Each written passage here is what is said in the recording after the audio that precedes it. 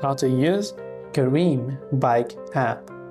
If you want to use Careem Bike App, first of all, it is not a bike app, it is an all-in-one application.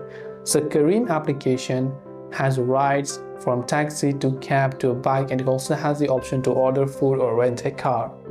Now, if you specifically want to use the bike service within Careem for booking rides and so on, once you launch the Careem app and you log in, go to all services if you do not see the bike option over here. When you're under all services, under go anywhere, you can simply choose the bike option. Now it will ask you to enable location services. So if you want to do that, go ahead and allow the location services as well.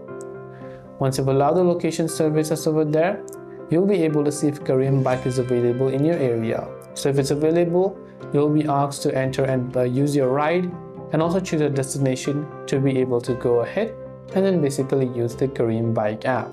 I hope the video helped you. If you have any questions, feel free to leave them down below.